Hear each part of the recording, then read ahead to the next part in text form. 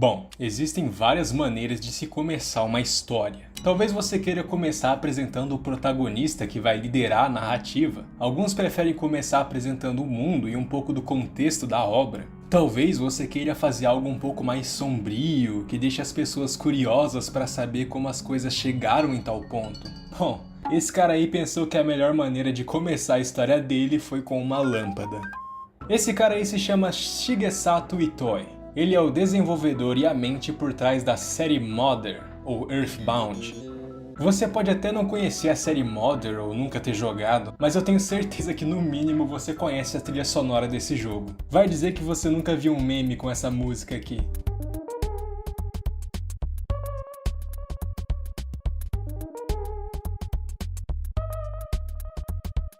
A série Mother, ou Earthbound, como é conhecida aqui no ocidente, começou em 1989, com o lançamento do primeiro jogo da trilogia que simplesmente se chamava Mother.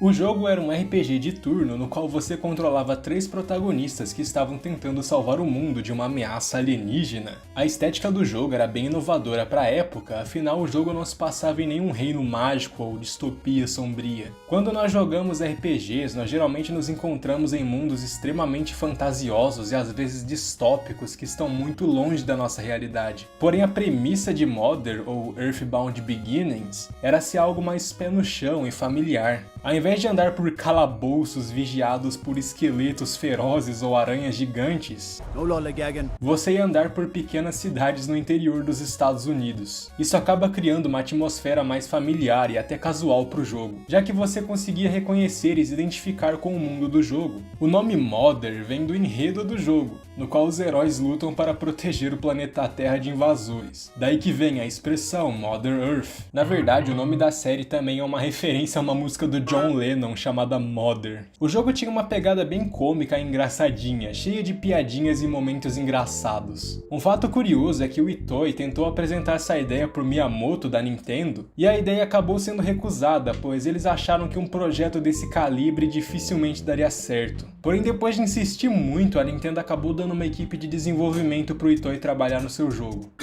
Em 94, o jogo recebeu uma continuação que é um dos jogos mais conhecidos da série, Mother 2, que aqui no ocidente é conhecido como Earthbound. Earthbound pegou todas as qualidades do primeiro jogo e melhorou elas em 500%. Apesar dos alívios cômicos e do visual mais amigável, esse jogo tem uma história muito mais profunda do que parece. No vídeo de hoje a gente vai cobrir toda a história dessa série e vai fazer meio que uma mini review de um dos meus RPGs favoritos. E não existe nada melhor do que começar pelo começo, não é? Earthbound Beginnings. Eu tenho um amor e ódio por esse jogo. E já já vocês vão entender o porquê disso. A primeira coisa que o jogo te pede pra fazer é dar um nome pros protagonistas. Esse primeiro personagem se chama Ninten. Puta nome legal, hein, amigão? Esse moleque parece um pouco o Sr. Wilson de 9 anos, versão 8 bits. Olha que curioso. O jogo também pergunta sua comida favorita. Se alguém comentar alguma coisa sobre banana, eu vou banir dos comentários. Então tá, pessoal, esse aqui vai ser o meu time. Sr. Wilson, Marina Joyce, Name 10 Books e... Ted. Depois de nomear todos os personagens, nós somos recebidos com uma tela que conta um pouco da história do jogo pra gente. No início de 1900, uma escura sombra cobriu uma cidade rural nos Estados Unidos. Logo depois, um casal desapareceu misteriosamente. O nome do homem era George e a mulher era Maria. 2 anos depois, George voltou, mas nunca contou a ninguém onde esteve ou o que esteve fazendo. Já sua esposa, Maria, ela nunca voltou. Então esse jogo se passa em 88, não é? Entendi. Você começa o jogo em seu quarto, e é sério, nem 5 minutos no jogo já começam a acontecer as bizarrices. Se você tentar sair do seu quarto, você é atacado por sua lâmpada. Pois é, eu não tava brincando quando eu disse que a história começa com uma lâmpada. Alguma coisa está acontecendo e objetos inanimados estão ganhando vida e atacando a sua família. E cabe a você resolver essa inconveniência na base da porrada. Logo na casa de Ninten, nós já podemos enfrentar um mini-boss que parece ser uma boneca assombrada. Após derrotá-la, você consegue acesso a uma melodia de uma música. Eu me pergunto o que significa isso. Bom, vocês se lembram que eu disse que eu tenho um amor e ódio por esse jogo, certo? Logo de início, você já percebe um dos maiores defeitos desse jogo: os encontros aleatórios. Aquele sistema super irritante e inconveniente de todo RPG antigo, onde se você andasse um pouco, inimigos magicamente apareciam pra te dar uma surra. Velhos tempos. Esse sistema de encontros aleatórios não funciona muito bem nesse jogo. Você encontra inimigos toda hora. Na boa, dá uma olhada nisso. Certo, inimigo, beleza, agora é só... Porra, de novo. Certo, agora... Mas que merda! Eu adoro o visual bizarro e aleatório dos inimigos. Os inimigos desse jogo têm os designs mais malucos que eu já vi. Olha isso! É um corvo fumante usando salto alto? Às vezes você nem consegue entender o que tá na sua tela, tipo, o que é isso? E esse cara, que provavelmente é só um fazendeiro muito puto mesmo. Seu primeiro objetivo no jogo é ir até a cidade de Podank. Lá você recebe a notícia de que uma garota havia desaparecido no cemitério da cidade e você deve resgatá-la. No meio do caminho você percebe que as pessoas e os animais estão ficando agressivos e eles atacam você sem um motivo aparente. Tudo que você tem que fazer é descer nessa... Tudo que você tem que fazer... Meu Deus! Tudo que você tem que fazer é descer nessa tumba e resgatar a garota. Fácil.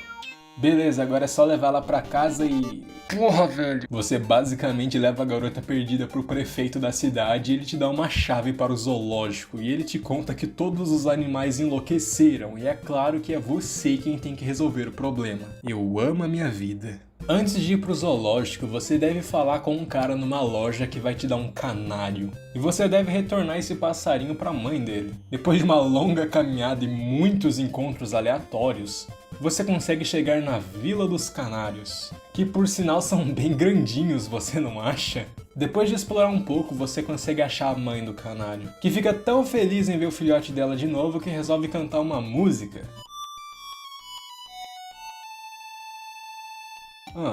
Essa música se parece muito com aquela melodia de antes. Enfim, agora que nós já tomamos conta disso, é hora de ir pro zoológico. Chegando lá, você percebe que os animais realmente estão enlouquecidos e eles atacam você muitas vezes. Eventualmente, você chega na construção principal do zoológico e... Que é isso?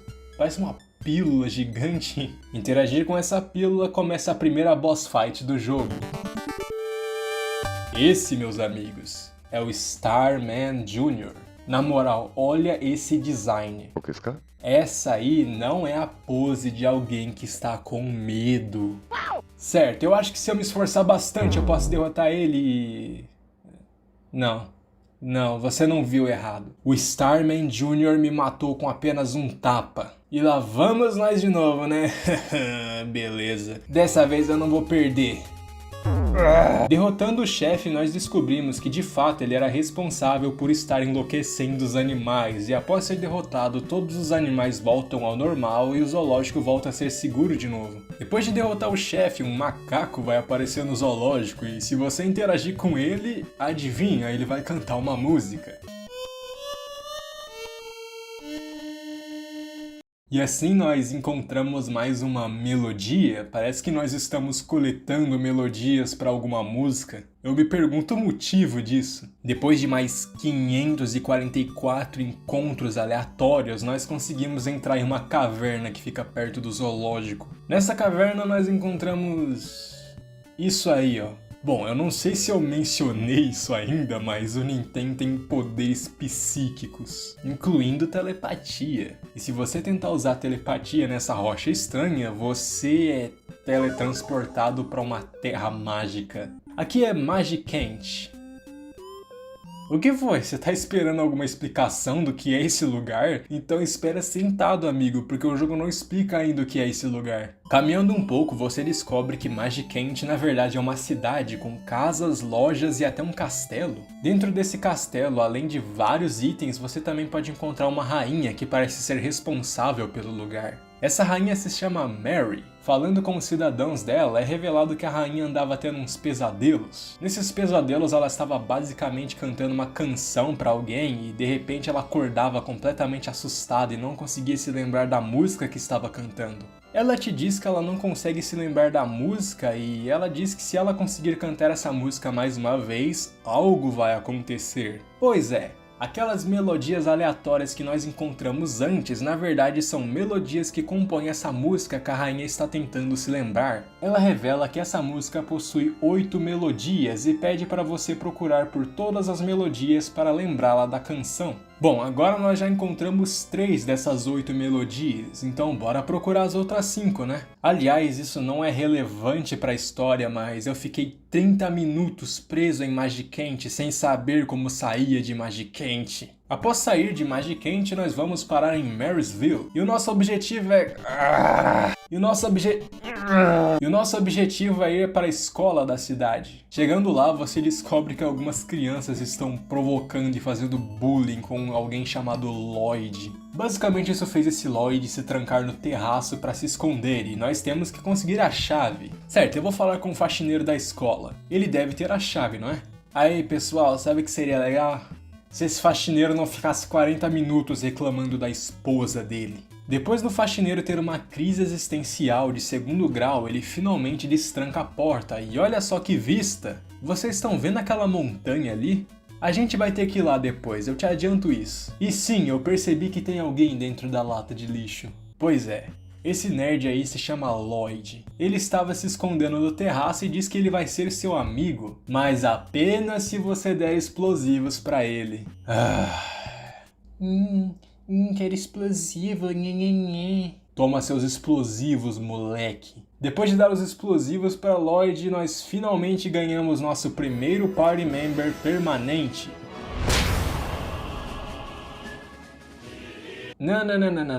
Não, Nickzinho do futuro.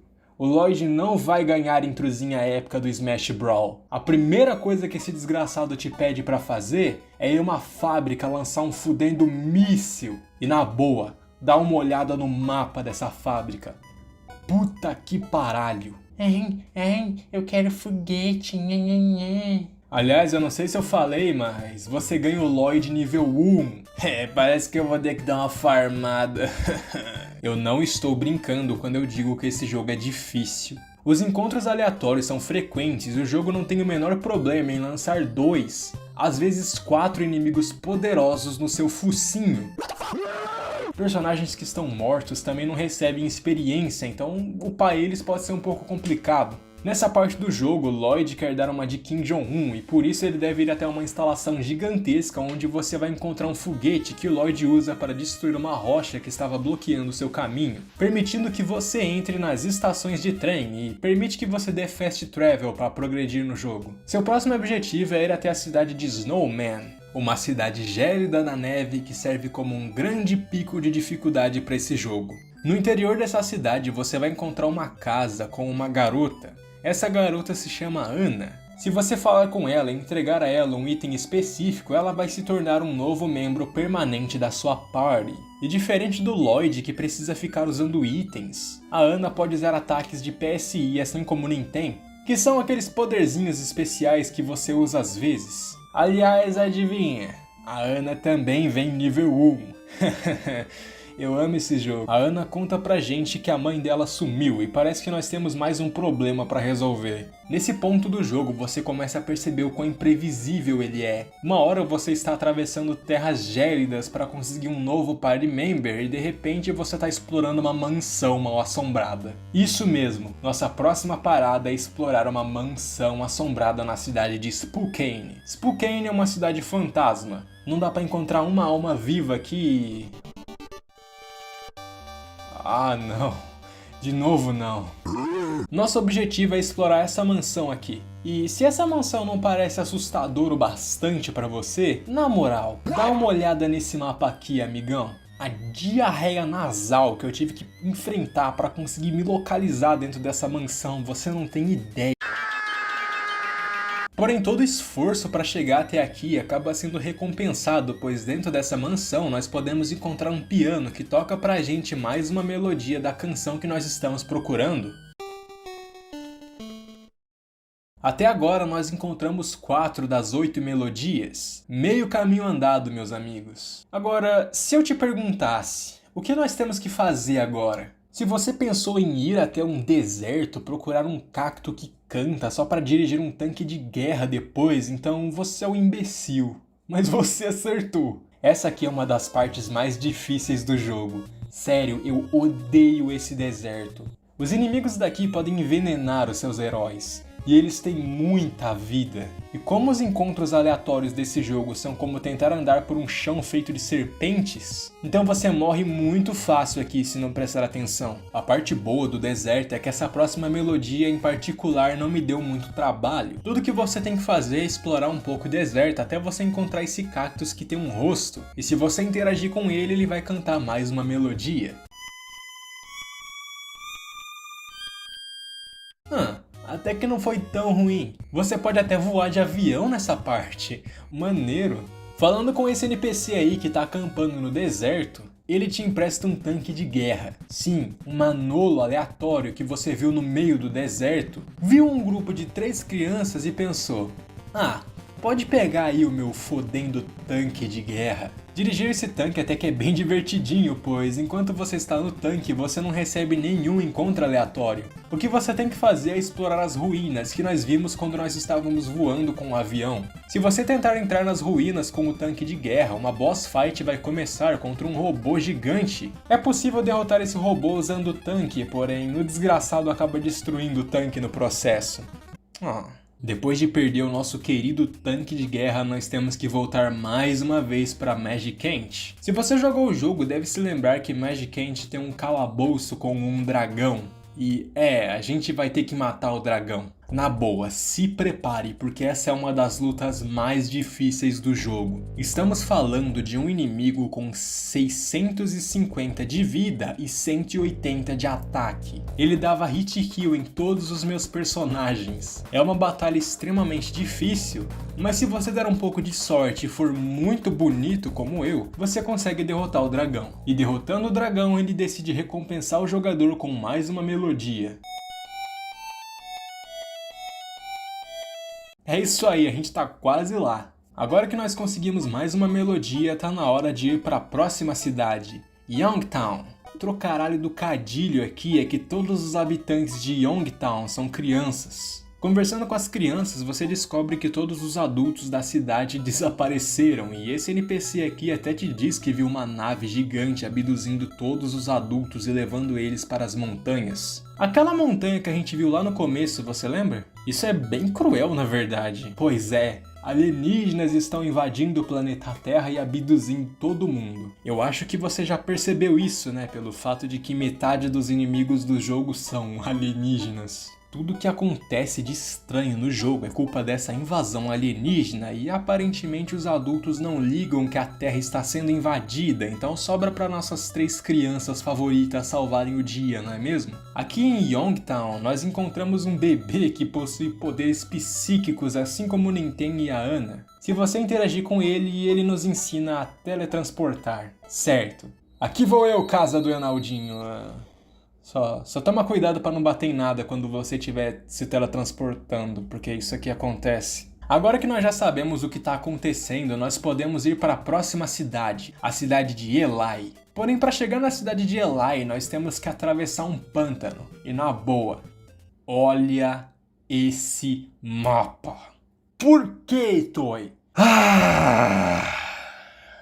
Para o seu entretenimento, eu tive que atravessar esse labirinto enquanto alienígenas do planeta foda-se debulhavam meus personagens a cada 5 passos. Pelo menos é possível encontrar o pai do Lloyd no pântano, que por algum motivo também tá se escondendo em uma lata de lixo. Olá, pai do Lloyd, você sabia que o seu filho é um inútil?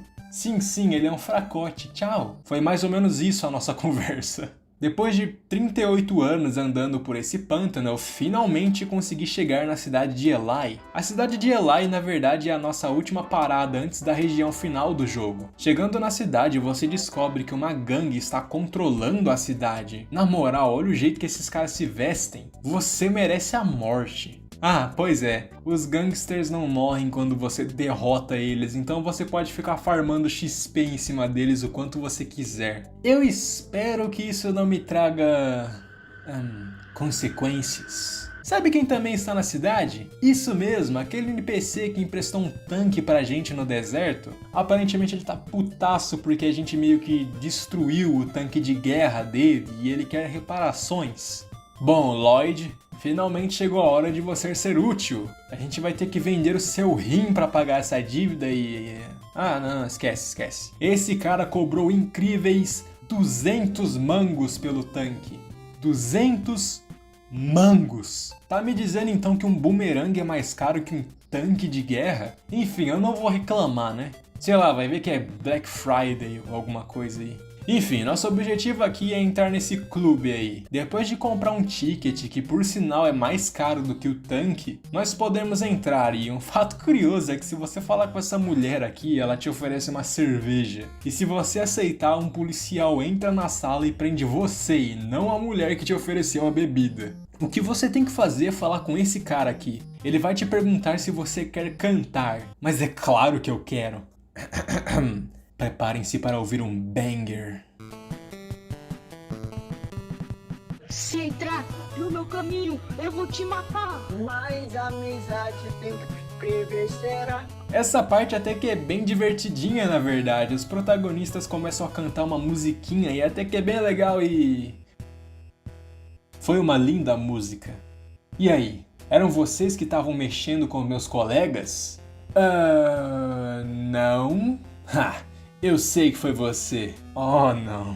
Pois é, esse aí é o Ted, o líder dos gangsters que a gente tava arrebentando do lado de fora. Ele desafia o Ninten para uma luta. E infelizmente não é possível vencer o poder celestial de Ted. Eu realmente pensei que eu tinha perdido o jogo e que não havia mais nada que eu podia fazer. Porém, felizmente, ele é muito piedoso e acaba poupando o Ninten. Depois da luta, ele conta pro Ninten que os pais dele haviam sumido e que ele estava procurando vingança. Aí ele pergunta se pode entrar na sua party.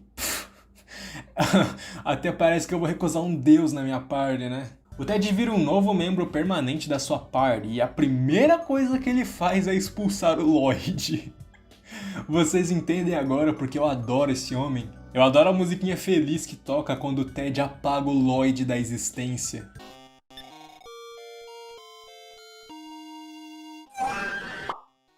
Diferente dos outros personagens, o Ted entra na equipe no nível 18, não no nível 1. Apesar de ser vários níveis mais fracos que meus outros personagens, ele ainda assim é mais forte do que eles. O Ted simplesmente é o party member mais forte desse jogo. Agora que nós removemos um peso das costas e temos um party member mais foda do jogo no time, nós temos que começar a subir a montanha, que é onde os alienígenas estão. Essa montanha se chama Monte Itoi. Sim, o nome é baseado no cara que criou o jogo. O Monte Itoi é uma das principais razões do porquê muitas pessoas odeiam esse jogo. Primeiro que para entrar na montanha você precisa atravessar essa caverna aqui, bem pequenininha, né?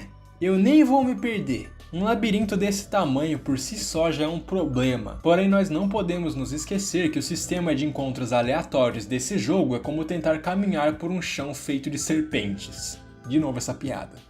A cada poucos passos você tem que enfrentar um inimigo perigoso que às vezes nem o Ted dá conta. Depois de passar pelas cavernas, nós temos que continuar escalando a montanha. E o grande problema do Monte Itoi é que ele não foi testado. Pois é, os desenvolvedores estavam ficando sem tempo para lançar o jogo, então eles meio que não testaram a área final. Então os inimigos são ridiculamente fortes. Eles são tão fortes que a maioria dos guias que eu encontrei na internet deixavam bem claro que a melhor estratégia para o Monte Itoi é fugir de todas as batalhas. Depois de sair das cavernas, nós temos que ir nessa casinha aqui.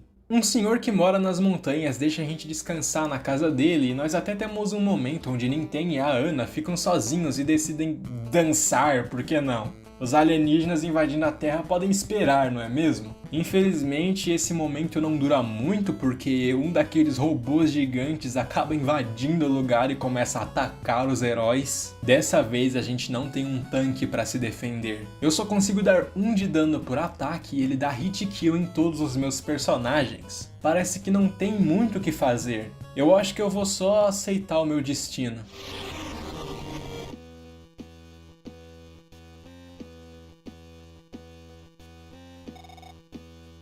Pois é, antes que o robô pudesse eliminar a nossa party, o Lloyd aparece em um fudendo tanque de guerra e força o robô a fugir. Meus parabéns, Lloyd, talvez você não seja um completo inútil. O Lloyd acaba resgatando os nossos personagens e leva eles até um médico em Eli. Ninten e a Anna conseguem se recuperar bem, mas infelizmente o Ted não teve a mesma sorte. Na batalha contra o robô, ele foi de longe quem mais apanhou e ele não consegue mais continuar. Ele conta para o Ninten que o inimigo não pode ser derrotado com força bruta, o que é bem impactante levando em consideração que isso está vindo do personagem mais forte do jogo. E depois disso ele simplesmente desmaia e a gente não pode mais falar com ele. Muito obrigado, Ted. Seu esforço não será esquecido. Nós temos que derrotar esses alienígenas pelo Ted. A propósito, eu não sei se eu fui claro antes, mas o Lloyd levou a gente de volta pra Eli, o que significa que eu vou ter que subir a montanha tudo de novo. Subir o Monte Toy sem o Ted no time. Foi realmente um sufoco. Teve uma parte que um personagem meu até morreu porque um inimigo simplesmente resolveu dar 200 de dano com um ataque básico. Agora eu entendo porque correr é a melhor opção. Se nós continuarmos escalando a montanha, eventualmente nós vamos chegar em um lago. Nesse lago nós encontramos um barco e tem um pequeno redemoinho no meio do lago. Você sabe, né? Eu tive o instinto gamer de ir com o barco em cima. Parece uma boa ideia, não é? Nós descobrimos que havia uma instalação secreta no fundo do lago. Ah não, fábrica de novo não. Até que não é tão ruim, porque não tem nenhum inimigo aqui. Tudo que você faz é andar pra frente até que você encontre esse robô vermelho aí. Se tentar interagir com o robô, ele vai ligar e se apresentar. O robô diz que seu nome é Eve e que ela foi criada por um cara chamado George. E ela diz que foi programada para proteger o Ninten. Pois é, essa aí é a Eve. Depois de encontrar ela, ela se torna um party member permanente. Apesar de você não poder controlar Eve diretamente, ela sempre ataca os inimigos quando pode, dando humildes 1000 pontos de dano por ataque. De alguma forma ela consegue ser mais forte que o Ted. Beleza que o Ted estava usando só 1% do poder dele, mas vocês entenderam. Andar pela montanha com a Eve no time fica muito mais fácil, pois ela simplesmente extermina qualquer coisa que entre no seu caminho. Então bora continuar subindo a montanha, né? Desse jeito a gente vai chegar bem rápido e...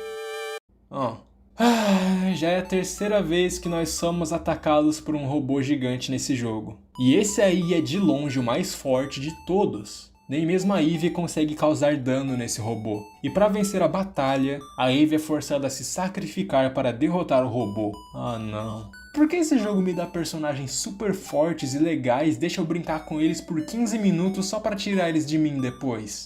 Infelizmente, a Eve acabou sendo destruída junto com um robô. E antes dela desligar de vez, ela toca uma melodia. Pois é, a 7ª melodia que nós estávamos procurando estava dentro da Eve o tempo todo. Infelizmente, nós não podemos salvá-la e temos que deixar a Eve para trás. Agora nós estamos quase no topo do Monte Toy. E depois de continuar escalando a montanha enfrentando inimigos muito fortes, nós encontramos um túmulo. Esse túmulo é muito importante, pois ele contém a última das 8 melodias que nós estamos procurando. Porém, antes de ouvir essa melodia, eu acho que eu tenho que explicar um pouco da lore desse jogo. Essa aqui é aquela parte do vídeo onde as coisas finalmente começam a fazer sentido, então preste muita atenção. Você se lembra daquela tela de texto lá do começo do jogo? Essa tela é muito importante, pois ela vai nos ajudar a entender a história. Como é dito no começo do jogo, a história começa no início de 1900. Com um homem chamado George e uma mulher chamada Maria. Os dois eram um casal que viviam na cidade de Poldank. Isso mesmo, a primeira cidade que você visita no jogo.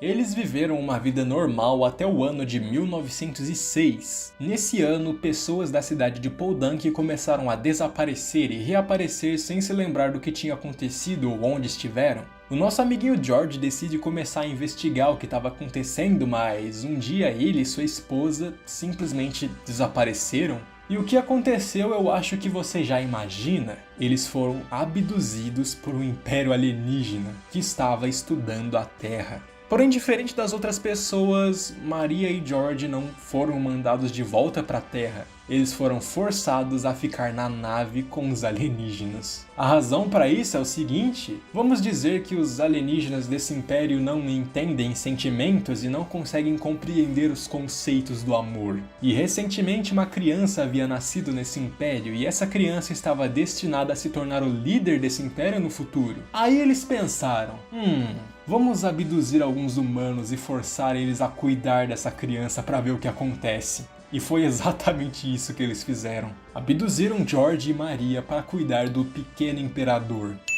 George obviamente não gostou nada disso. Imagina ser tirado do seu próprio planeta para cuidar de algo que você nunca nem viu antes. Tudo que ele queria era ir embora, mas antes de tentar fugir, ele acabou percebendo que esses alienígenas possuíam algo bem interessante. Eles conseguiam usar algo chamado de PSI. PSI é aquela energia que os seus personagens usam no jogo para usar as habilidades especiais. O George ficou bem interessado nessa energia e resolveu começar a estudá-la em segredo. Enquanto George estava ocupado estudando PSI, Maria estava cuidando do imperador como se fosse um filho dela. Ela até cantava algumas canções de ninar para ele. O nome desse imperador era Gygas. Não sei se você já ouviu falar desse carinha.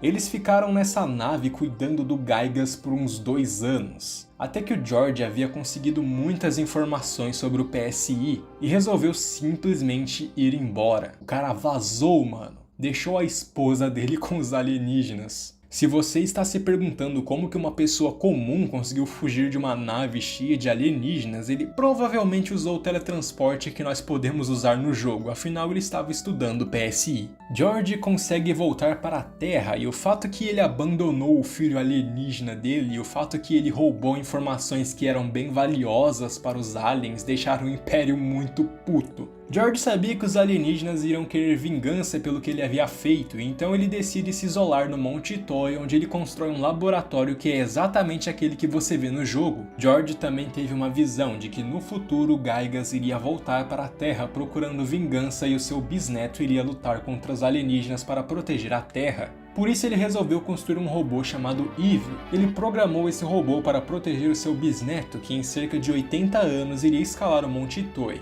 Exatamente o que você faz no jogo.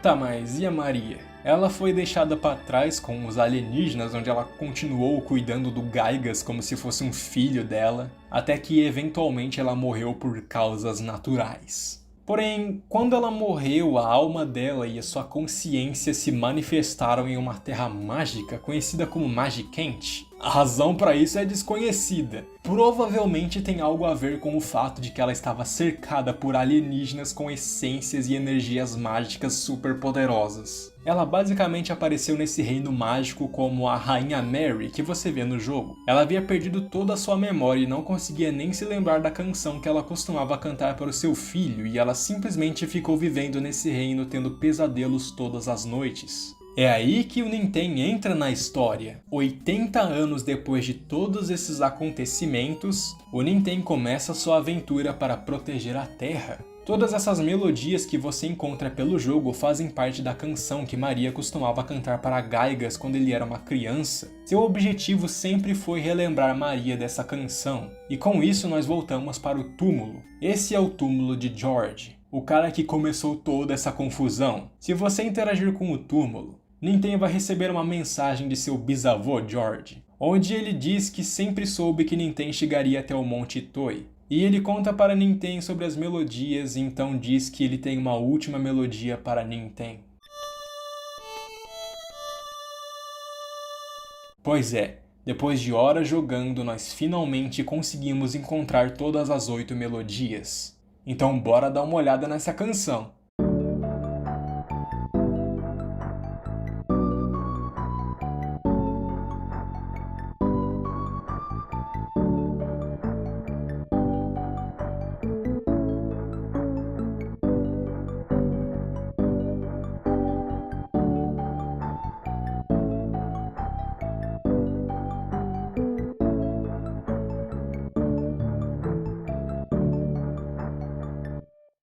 Sim, meus amigos, nós matamos um dragão por esse banger. Agora tudo que nós temos que fazer é voltar para Magicant uma última vez e informar a rainha que nós temos todas as melodias. Depois de ouvir sua canção uma última vez, a rainha Mary consegue se lembrar de tudo.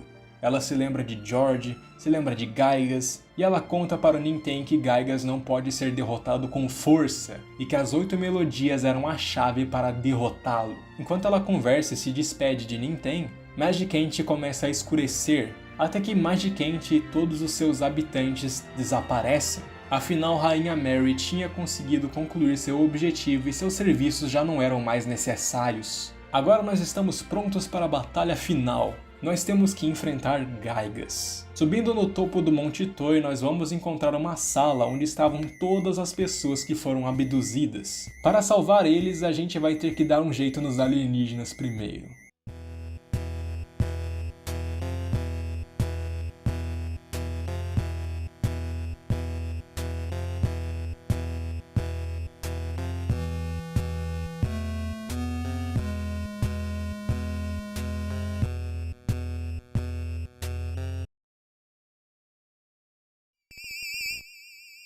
E essa é a batalha final do jogo. Gaigas é extremamente poderoso, seus ataques causam muito dano e ele consegue atingir os 3 party members ao mesmo tempo. Não importa quantas vezes você ataque ele simplesmente não pode ser derrotado, ele é forte demais. Diferente de todos os outros inimigos do jogo, o Gaigas realmente conversa com você no meio da batalha. Ele começa contando a história dele, dizendo que ele foi criado pela família de Ninten e ele conta também tudo que o George fez. Ele até chega a chamar a humanidade de nojenta, eu acho que já deu pra perceber que ele não é o fã número 1 dos seres humanos. Um fato interessante é que ele até mesmo oferece poupar o Ninten. Porém é claro que o Ninten não vai deixar os amigos dele para trás. Bater no Gaigas não adianta e parece que não tem muito o que fazer contra ele. Porém é nessa hora que a gente tem que se lembrar do que a Rainha Mary disse. A gente tem que se lembrar das melodias que nós passamos o jogo inteiro coletando. Na luta com o Gaigas nós temos a opção de cantar as 8 melodias. Algo que deveria ser inofensivo, mas parece incomodar muito ele.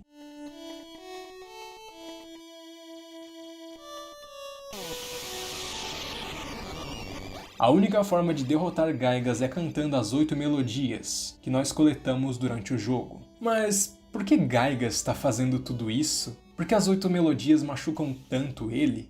É preciso entender que Gaigas faz parte de uma espécie que não consegue entender muito bem os nossos sentimentos. Ele foi o primeiro e o único da espécie dele a ter pais que genuinamente se importavam com seus filhos e tratavam ele com carinho. E como a gente sabe, o George meio que tirou isso dele. A razão dele estar invadindo a Terra não é porque a humanidade roubou informações do império dele. Isso é simplesmente o que ele usou como desculpa. O que ele quer mesmo é projetar a sua raiva. Ele criou esse vilão fantasioso em cima da humanidade e o roubo de informações de PSI foi uma forma de confirmar o que ele havia inventado na cabeça dele. Depois que George o abandonou, Gaigas ficou extremamente traumatizado e começou a pensar que todos os humanos eram capazes de fazer algo tão cruel e que sua mãe era a única exceção. É claro que isso parece um grande exagero, mas se crescer sem um pai já pode mexer muito com a cabeça de uma pessoa, imagino que isso não faz com um alienígena que não consegue entender os nossos sentimentos. Todo esse passado com o George deixou o Gaigas bem traumatizado e ele só queria descontar a sua raiva na espécie que o fez sofrer.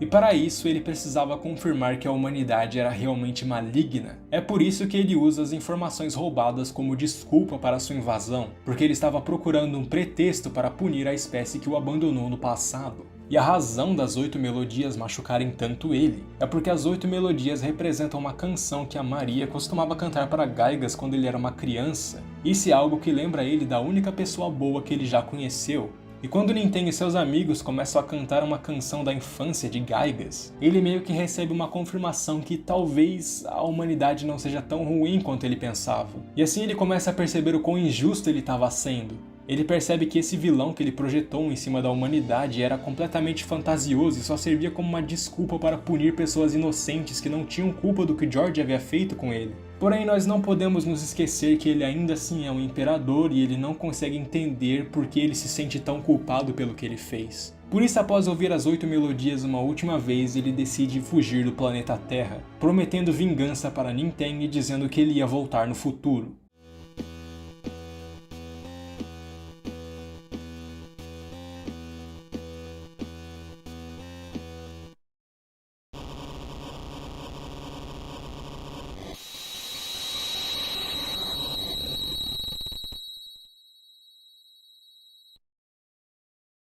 Pois é assim que termina o primeiro jogo da série Modder. Sim, eu tive que zerar esse jogo só pro vídeo. Mas e aí, vale a pena jogar esse jogo? É preciso entender que Modder 1 é um jogo muito antigo, o jogo é de 89, por isso ele sofre várias limitações dos consoles da época. Porém, eu tenho que ser sincero aqui, eu zerei esse jogo e posso afirmar que tem várias escolhas de design duvidosas que não necessariamente são culpa das limitações de 89. O sistema de encontros aleatórios é extremamente frustrante e injusto. Às vezes você sai de uma batalha apenas para entrar em outra logo em seguida. O jogo possui grandes picos de dificuldade que aparecem sem aviso nenhum, além de possuir áreas que não foram testadas. O jogo também é bem contraintuitivo, ele não te diz onde você deve ir ou o que tem que fazer. Em várias partes do jogo eu fiquei bem perdido e só soube o que fazer por causa da ajuda de sites como por exemplo Starman.net, que possuem guias que te ajudam a avançar no jogo. Esse jogo não tem o menor problema em jogar 4 inimigos super poderosos no seu focinho e falar "se vira". Em diversos momentos eu morri e tive que tentar de novo, pois o jogo simplesmente não estava indo com a minha cara. Eu estou dizendo isso pois eu devo ser honesto, eu não posso fingir que esse jogo é algo que ele não é, porém eu também não posso desmerecer a importância do Modder 1. Apesar de todos os seus defeitos, Modder 1 ainda possui muitas qualidades marcantes e momentos onde o jogo brilha. O humor no diálogo com os NPCs, a história do jogo e o design dos inimigos são apenas alguns exemplos de coisas boas que esse jogo tem para oferecer. Nós também não podemos nos esquecer da história profunda que esse jogo tem. Eu me diverti bastante pesquisando sobre a história do jogo para fazer esse vídeo. E nós também temos que levar em consideração que Modder 1 foi responsável por começar a série Modder e plantar as raízes para o que depois seria a continuação mais conhecida da série Modder, Earthbound. Seria simplesmente injusto fazer um vídeo sobre a série Modder e não mencionar o Earthbound. Earthbound, que é conhecido no Japão como Modder 2, é a continuação que saiu em 94 do primeiro jogo da série Modder. Earthbound foi o único jogo da série a lançar oficialmente fora do Japão. Earthbound é uma continuação da história do primeiro jogo, e logo de início eu já posso afirmar que Earthbound é uma grande evolução em comparação com o primeiro jogo. Devido às novas tecnologias e recursos, os desenvolvedores tiveram bem mais liberdade criativa para trabalhar com Earthbound. Os gráficos são muito mais detalhados e os personagens possuem mais animações. O jogo corrigiu vários problemas do primeiro jogo e até trouxe mecânicas novas. A mais notável sendo a mecânica de Rolling HP ou HP. Nesse jogo, todo o dano que os personagens sofrem não é subtraído instantaneamente. Ao invés disso, a vida de um personagem desce gradualmente, o que significa que mesmo se um personagem sofre algum dano letal, você ainda pode salvar esse personagem se for rápido o suficiente. Uma das primeiras coisas que você percebe é que os personagens de Earthbound são extremamente parecidos com os protagonistas do primeiro jogo,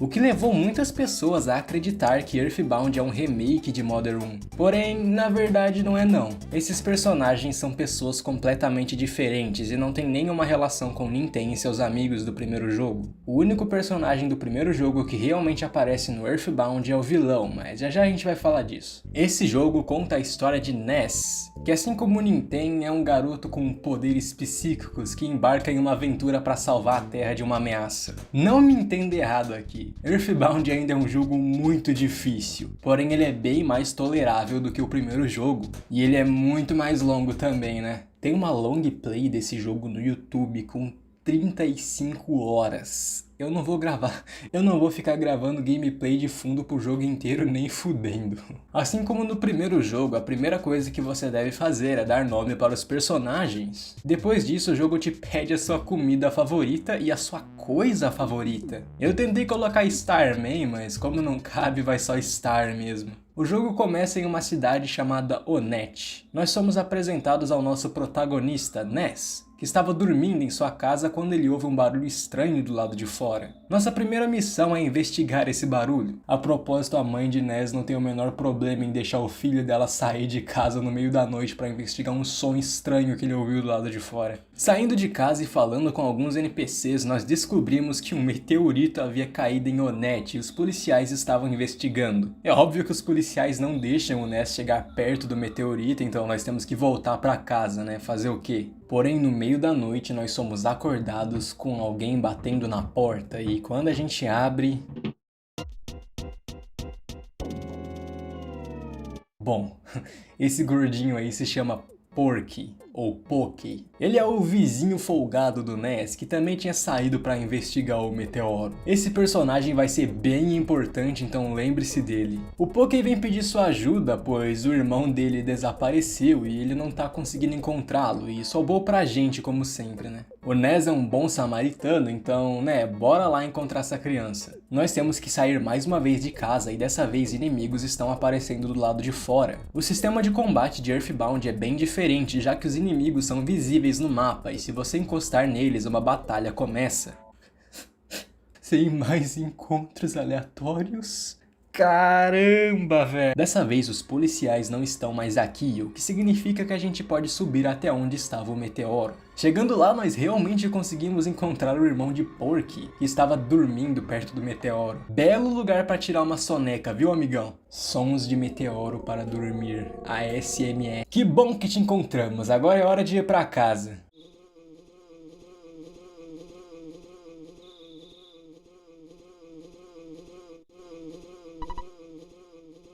Pois é, um inseto sai de dentro do meteoro e começa a falar com o Ness. Eu vi a maioria das pessoas se referindo a esse personagem como uma abelha, mas na arte oficial ele parece muito mais um besouro, viu? Esse personagem se chama Buzz Buzz. Ele estava dentro do meteoro que caiu e ele veio para a Terra para dar um aviso muito importante. O Buzz Buzz se apresenta dizendo que ele veio do futuro, mano. Olha só, já começou a maluquice. Ele disse que no futuro um carinha chamado Gaigas tinha dominado a Terra e que estava tudo destruído. O Buzz Buzz disse que ele fugiu para o passado por causa de uma profecia que era muito conhecida no futuro. Essa profecia dizia que 3 garotos e uma garota estavam destinados a derrotar Gaigas. E o Buzz Buzz acredita que Ness era um desses garotos. Então ele promete proteger Ness e guiá-lo em sua aventura. Pois é, agora nós temos uma criaturinha do futuro na nossa party, mano. Beleza, então, a primeira coisa que eu vou fazer é voltar pra casa e... Ah, não. De novo, não. Pois é, amigos. O Starman Jr. está de volta. Ele veio do futuro para exterminar Buzz Buzz. E é claro que a gente não vai deixar, né? Se no primeiro jogo Starman Jr. me matou umas 3 vezes seguidas, aqui a luta é bem mais fácil. Buzz Buzz fica criando escudos durante a batalha que não deixam Starman Jr. atacar. Isso foi muito fácil. Buzz carregou a gente nas costas. O jogo vai ser muito fácil agora, não é mesmo? Bom, antes de mais nada, bora levar o Poké de volta pra casa dele. Nossa, a direção de arte mandou ver no design da mãe do Porky. E ela matou o Buzz Buzz. Isso mesmo, o personagem que limpou o chão com Starman Jr. levou um tapa de uma mulher e morreu.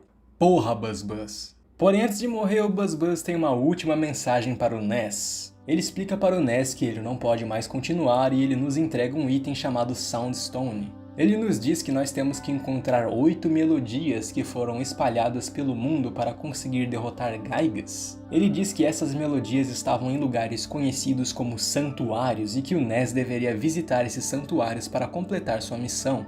Novamente, isso tudo é bem familiar. Infelizmente, o Buzz Buzz não consegue resistir e acaba morrendo. Eu acho que eu vou dar um desconto porque ele era apenas um inseto, né? Quando nós saímos da casa de Porky, já estava de manhã e os policiais que estavam bloqueando a saída haviam ido embora. O que significa que nós podemos explorar a primeira cidade do jogo, Onett. Só de andar pela cidade você já percebe a grande evolução nos gráficos do jogo. Todas as construções são detalhadas e você pode entrar na maioria delas. Pode parecer simples, mas quando nós levamos em consideração como eram as cidades no primeiro jogo, isso aqui é um grande passo para frente. Uma coisa que o Ness também tem em comum com o Nintendo é que ele também possui um pai ausente. A única coisa que o pai do Ness faz é ficar ligando pra ele e de vez em quando mandar dinheiro. Assim como no primeiro jogo, você deve ir até um caixa eletrônico para sacar o dinheiro que você ganha derrotando inimigos. Uma coisa que você também percebe é que assim como na cidade de Eli no primeiro jogo, Onett estava sendo controlada por uma gangue conhecida como Sharks. Eles estão se escondendo no fliperama da cidade, então bora salvar o dia, né? Só para vocês terem uma pequena degustação da dificuldade desse jogo, eu literalmente morri no primeiro inimigo da cidade. É claro que eu dei um pouco de azar, mas deixe isso servir como uma demonstração de como esse jogo vai ser daqui pra frente. A nossa primeira tarefa é eliminar os Sharks que estão no fliperama, e atrás do fliperama nós encontramos o líder deles, Frank. Eu sou o Frank. E você é? Qual é? Não vai nem me dizer o seu nome? Eita porra, Frank, calma aí. Você não pretende esfaquear uma criança, né? O Frank é o primeiro chefe do jogo. E sim, ele literalmente tenta esfaquear um garoto de 13 anos. Nossa, cara. Esse jogo é da Nintendo, viu? Eu acabei dando um pouco de sorte na luta e consegui derrotar o Frank. Mas você acha que acabou? Não, meus amigos. Nós também temos que derrotar o Frankenstein. Um fodendo tanque que o Frank criou que serve como um chefe também. E é claro que eu vou ter que lutar com outro boss com a metade da vida. Eu amo esse jogo. Se você derrotar o Frank e o seu tanque, nós conseguimos resolver o problema com a gangue na cidade. E o Frank até nos fala um pouco sobre o primeiro santuário que nós temos que visitar. Depois de derrotar os Sharks, nós temos que ir até a prefeitura da cidade, onde o prefeito vai nos entregar uma chave como recompensa. Essa chave leva a gente para o primeiro santuário, mas para isso nós temos que atravessar uma caverna primeiro, que está cheia de inimigos. No final da caverna nós encontramos essa luz estranha. Essas luzes representam os guardiões dos santuários. Eles não deixam ninguém entrar no santuário e você tem que derrotar eles. Cada santuário vai ter um chefe que você tem que derrotar e eles ficam mais fortes com o tempo. O primeiro guardião é uma formiga gigante que pode te ceifar muito fácil se você não tomar cuidado. Porém, infelizmente, eu tinha desbloqueado a primeira habilidade ofensiva do Ness e isso facilitou muito a luta. Um fato interessante é que o ataque especial do Ness muda dependendo do que você colocou como coisa favorita no começo do jogo. Como eu coloquei Star, a minha habilidade se chama PSI Star. Derrotando o primeiro guardião, nós podemos entrar no santuário. E lá, nós coletamos a primeira das 8 melodias que nós estamos procurando.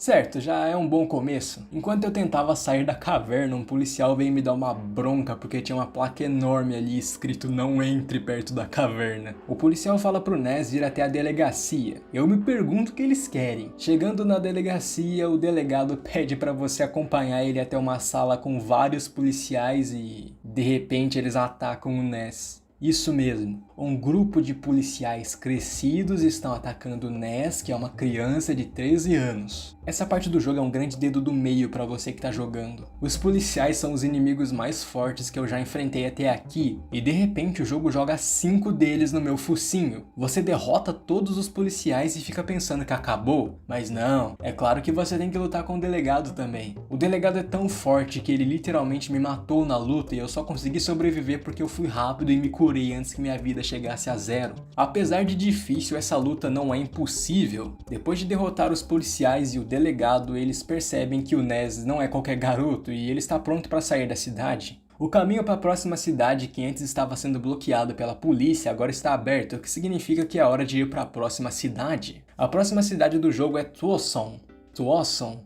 Eu espero ter falado esse nome certo. Uma das primeiras coisas que acontecem nessa cidade é você ir até aqui e esse cara aleatório simplesmente te ataca. Tipo, imagina uma criança de 13 anos entra numa cidade e a primeira coisa que acontece é um adulto crescido ir pra cima dela. Esse cara aí é o Everdread. Ele vai ser importante depois. Nessa cidade nós também conhecemos o Apple Kid, um garoto responsável pelas invenções mais inúteis que você já viu. Mas ele também é muito importante. Chegando na cidade você descobre que uma garota chamada Paula tinha sido sequestrada e estava desaparecida. Sim, é a garota do começo do jogo e a gente vai ter que salvar ela. A gente precisa ir até uma vila chamada Happy Village. Mas olha só que legal. Tem uma estátua de lápis gigante que bloqueia o caminho. Mas olha só, o Apple Kid te liga dizendo que ele tem uma nova invenção que se chama apagador de lápis. Isso é estranhamente conveniente. Isso vai ser bem comum, viu? O Apple Kid cria coisas que normalmente seriam muito inúteis, mas que são muito convenientes para nossa aventura. Usando a invenção do Apple Kid, nós conseguimos apagar o lápis que estava bloqueando o caminho e nós podemos ir até Happy Village. A gameplay de eu morrendo 49 vezes pra chegar até lá não é muito interessante, confia em mim. Nessa parte do jogo você percebe alguns problemas com a dificuldade. O novo sistema de inimigos é infinitamente melhor do que o sistema de encontros aleatórios do primeiro jogo, já que você tem a chance de evitar inimigos e isso é muito útil. O problema é que alguns inimigos são extremamente difíceis de se evitar. Olha isso! Olha o tanto de coisa acontecendo na minha tela. Nem tinha o que eu fazer nessa parte. Os inimigos aparecem de forma aleatória em certas regiões do mapa, e isso é um problema porque os spawns são completamente aleatórios. Às vezes você passa por uma parte sem nenhum problema, e às vezes tem 14 inimigos tentando te matar. Teve vezes que tinha tanto inimigo na minha tela que o jogo começou a lagar, mas enfim, né, chega de choro também. Chegando em Happy Happy Village, nós percebemos algo muito estranho.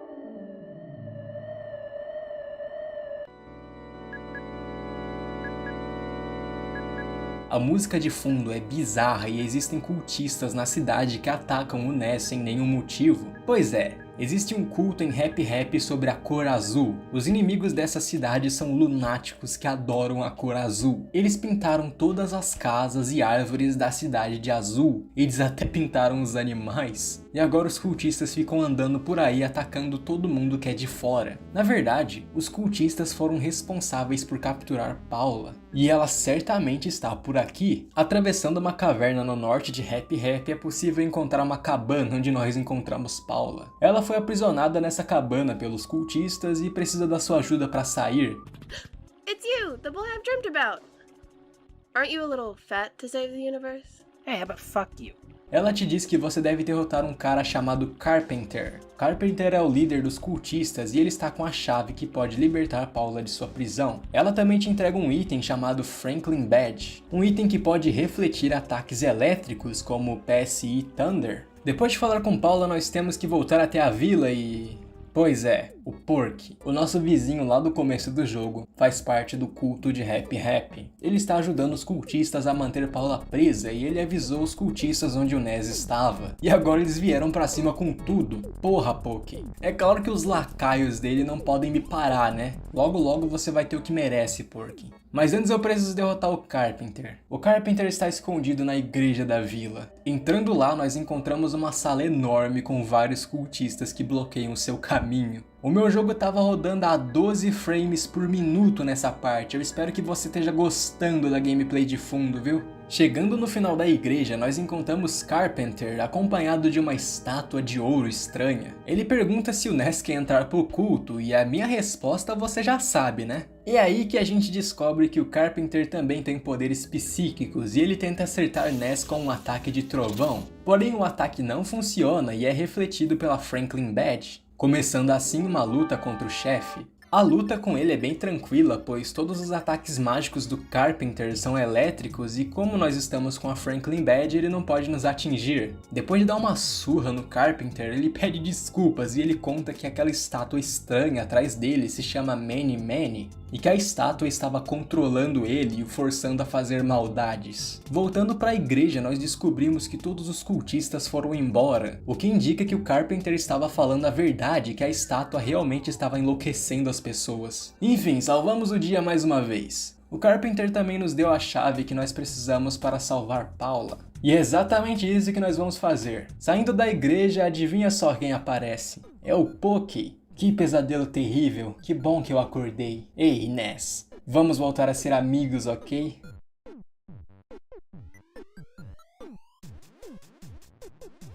Ha! Eu menti. Te vejo depois, otário. Eu ainda vou enfiar sua cara no concreto, Porky Mint. Agora tudo que a gente tem que fazer é ir até a cabana e resgatar Paula. Ela agradece o Ness por ter resgatado ela e ela conta que ela sabia que ele viria, pois ela andava tendo um sonho sobre um cara chamado Ness e que essa pessoa ajudaria ela em uma aventura. Ela então se junta a você, se tornando o primeiro party member permanente. Você deve estar pensando que o jogo fica mais fácil agora que nós temos a Paula, não é? De novo, você está muito enganado, meu amigo. Assim como no primeiro jogo, Paula vem nível 1, o que significa que você deve farmar experiência para deixar ela em um nível decente. Porém aqui até que não é tão ruim, pois diferente do Lloyd do primeiro jogo, Paula pode usar PSI, o que faz dela bem mais útil, mesmo em um nível tão baixo. Perto de Happy Happy existe uma caverna com mais um santuário que nós temos que visitar. O guardião desse santuário é uma toupeira gigante que está suja de sangue. Esse jogo é da Nintendo, viu? Só lembrando mais uma vez. Usando ataques de paralisia, até que essa boss fight é bem fácil, porque a toupeira não consegue fazer nada se você paralisar ela. Mas eu devo admitir que a primeira vez que eu joguei, essa toupeira me matou 14 vezes seguidas. Derrotando o guardião, nós conseguimos mais uma das 8 melodias que nós estamos procurando.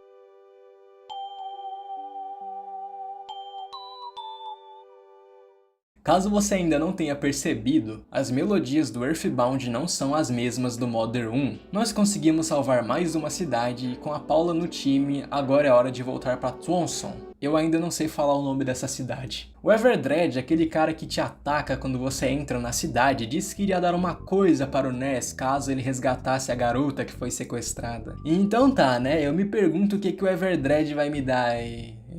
Ele me deu 10 mil dólares.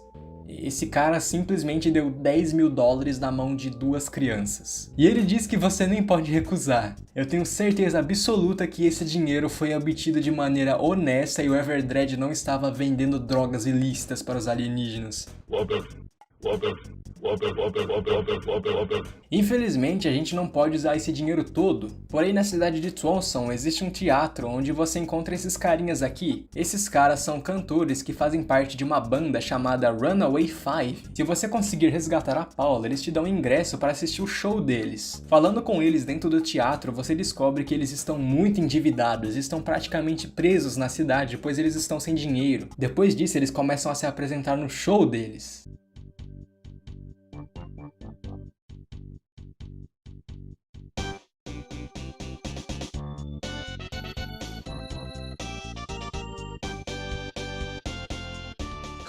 As coisas que o Itoi conseguia fazer mesmo com as limitações do Super Nintendo são bem impressionantes até. Como eu não tenho com o que gastar esses 10 mil dólares, então eu acho que eu vou falar com o patrão dos Runaway Five. Esse cara aqui é o patrão deles. Ele te diz que eles estão endividados em 10 mil dólares e que não pode deixar eles saírem da cidade até eles pagarem a dívida.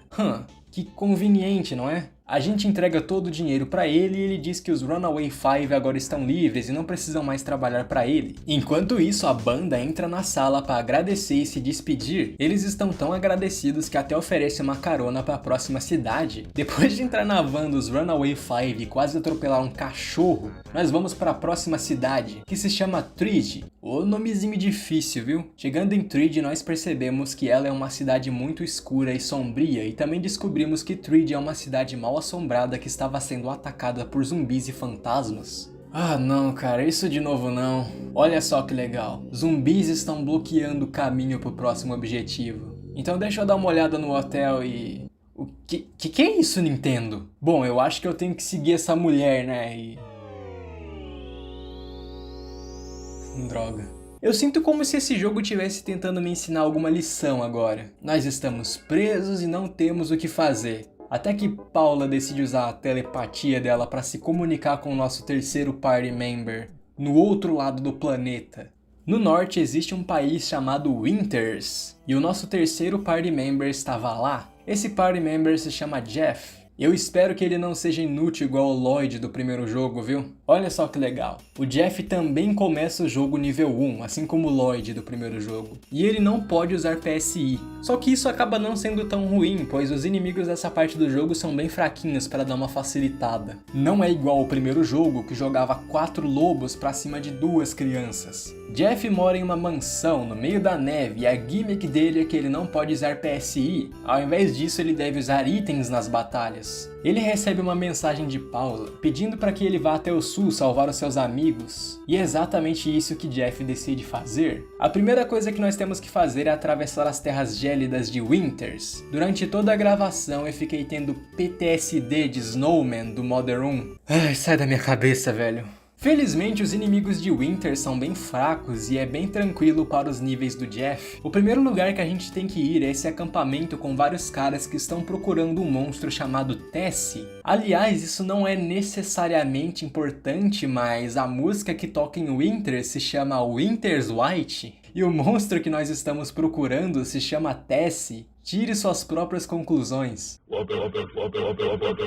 O Tessie é uma criatura roxa feita no Paint e olha só, ele ajuda você a cruzar o oceano. Valeu, Tessie! Agora nós temos que atravessar uma dungeon com vários itens e inimigos. Essa dungeon foi construída por esse cara aí e, por incrível que pareça, ele vai ser importante depois. A gente precisa ir até esse laboratório onde trabalha o pai de Jeff, que se chama Dr. Endlenuts. Ele é o pai do Jeff e adivinha só, ele é um pai ausente. Eu acho que isso é recorrente na série Mother. A parte triste sobre o Dr. Endlenuts é que ele quase nunca vê o próprio filho e por isso ele não sabe como conversar com o Jeff. O reencontro dos dois é super constrangedor e não é porque o Endlenuts estava envergonhado de não poder passar um tempo com o filho dele. Ele literalmente não faz ideia de como falar com o filho dele. Mas no fim ele acaba nos entregando essa máquina chamada Skyrunner. E com ela nós podemos voar até o sul para salvar nossos amigos. Como não é uma boa ideia dar um fodendo disco voador para uma criança de 13 anos, o Jeff acaba caindo em Threed com o Skyrunner. E ele vai parar exatamente na cela que Ness e Paula estavam presos. Mas olha só, o Jeff consegue destrancar a porta usando um item que ele encontrou na mansão. E assim nós conseguimos mais um party member permanente. Finalmente nós podemos voltar a explorar a cidade de Threed e alguns NPCs falam de um tal de Gaigas e outro cara chamado Master Belt.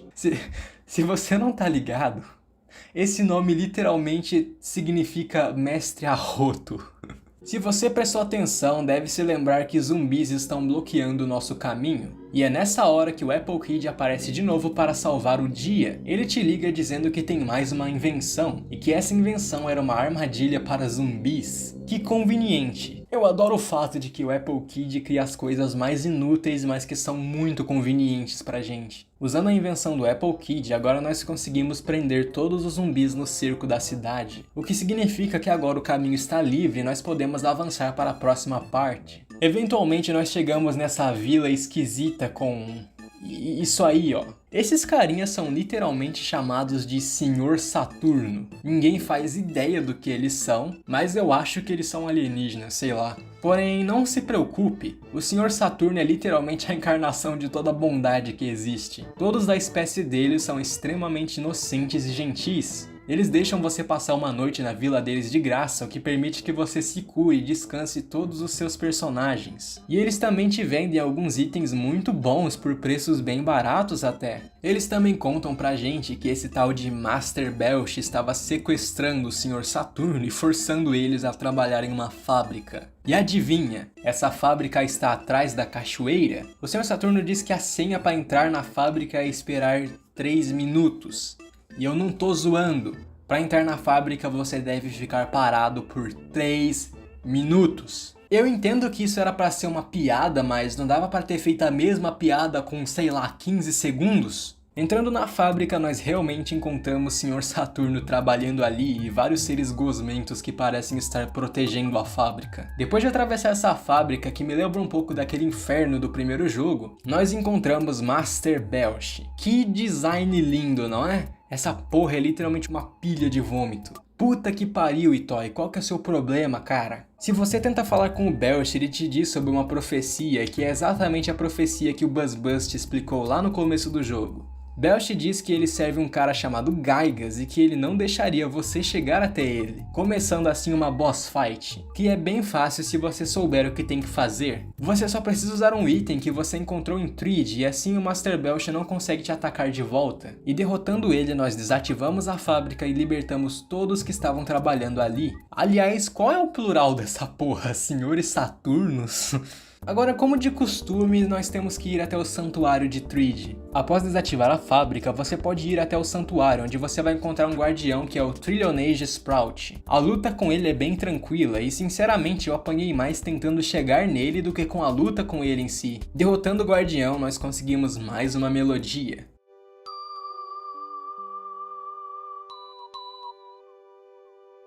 E agora nós podemos ir para a próxima cidade, Fourside. Fourside é a maior cidade do jogo. Você precisa atravessar um deserto para chegar até Fourside. E de início, tudo parece estar aparentemente normal na cidade. Isso é até você resolver entrar nessa torre aqui. Essa torre aí se chama Torre Monotoli. Eu espero ter falado certo. Dentro dessa torre nós encontramos, adivinha quem? Ele mesmo, Porky Minch. Aquele cara de antes que quase matou a gente. Tem esse cara aí que é basicamente o dono da cidade, o Sr. Monotoli, que por algum motivo decidiu colocar Porky Minch como seu parceiro de negócios e agora eles são milionários. Se você tentar falar com eles, tudo que eles fazem é ficar esfregando na sua cara como que eles são ricos agora e é só isso mesmo. Isso parece um grande problema, né? Eu me pergunto como que a gente vai resolver isso. Nós também encontramos mais um teatro e adivinha só, os Runaway Five estão aqui também. E cara, eu acho que não faz nem 15 minutos que a gente pagou a dívida deles e eles já se endividaram de novo. Eles tocam mais uma música aqui, como de costume, e você tem que ajudar eles a pagar a dívida deles mais uma vez. Como a gente não tem mais o dinheiro do Everdred, a gente tem que encontrar outra forma. E para isso a gente tem que explorar uma caverna que a gente tinha encontrado lá no deserto de antes. Você basicamente derrota todos os monstros que estavam dentro dessa caverna e depois um cara aparece e te dá um diamante como recompensa. Eu acho que valeu a pena, né? Infelizmente esse diamante não tem utilidade nenhuma pra gente, a gente simplesmente usa esse diamante para pagar a dívida dos Runaway Five de novo. Eu não sei como que esses caras conseguiram se endividar tão rápido, velho, é isso que dá ficar jogando no tigrinho. Como que é possível, cara? Não faz 15 minutos que eu paguei a dívida de vocês. E como se tudo isso não fosse bastante, uma das primeiras coisas que você faz quando entra numa cidade do jogo é ir até as lojas comprar equipamentos para os seus personagens, só que quando você tenta sair da loja de Fourside,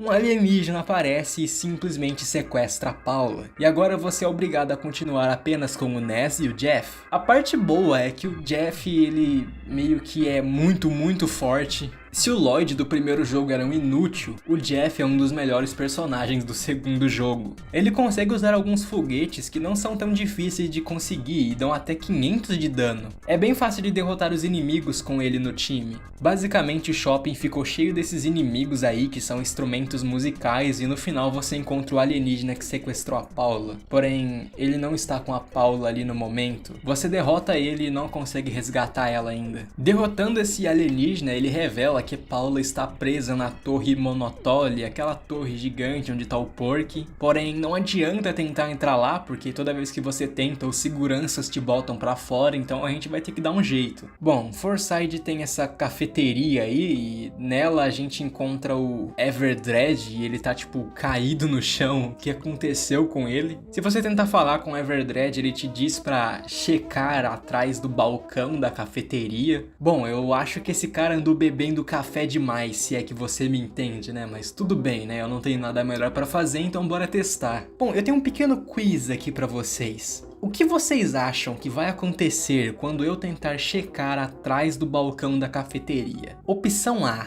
não acontece nada. Opção B, eu encontro um item. Ou opção C, eu vou parar numa dimensão alternativa, onde tudo é invertido. Eu acho que nesse ponto você já sabe qual é a opção certa, né? Isso aqui é Moonside. Nessa cidade não é sim e sim é não. Isso nem vai ser confuso, certo? Se você tentar falar com cidadãos de Moonside, eles literalmente teletransportam você para lugares aleatórios. Bom, eu não vou nem perder meu tempo tentando explicar isso aqui por enquanto. Tudo que importa é que nessa cidade você encontra essa estátua esquisita aí. Essa estátua é aquela estátua de antes, Many. Aquela estátua do mal que tava deixando as pessoas malucas. Basicamente o que aconteceu é que esse Sr. Monotoli, que vive nessa torre gigante onde tá o Porky, ele nem sempre foi mal. Ele ficou desse jeito depois que ele começou a ser influenciado por essa estátua aí. E é por isso que nós temos que destruí-la. E agora nós temos mais uma boss fight, dessa vez com essa estátua. Até que eu não achei tão difícil, eu esperava que eu ia apanhar bem mais, sendo sincero, mas tá aí, destruímos a estátua Many. O que significa que agora o Sr. Monotoli não está mais sob sua influência. Bom, agora que a estátua foi destruída, Moonside não existe mais, aquela dimensão inteira era meio que uma ilusão causada por essa estátua. E também significa que agora o Sr. Monotoly não é mais do mal. A gente basicamente tem que negociar com esse NPC aqui que vai eventualmente permitir que a gente suba na construção até o topo da torre. E lá nós encontramos o Sr. Monotoly. Ele nos devolve nossa amiguinha Paula. Felizmente ela não foi machucada nem nada, os caras só manteram ela lá e não mataram ela por algum motivo, mas tudo bem, isso foi conveniente pra gente. Finalmente resgatamos nosso segundo party member, não é? E o Sr. Monotoly até oferece pra gente um helicóptero pra gente ir pro nosso próximo objetivo, porque é isso que você faz, você dá helicópteros pra crianças, não é uma má ideia fazer isso. Porém, antes que a gente pudesse entrar no helicóptero, olha só o que acontece.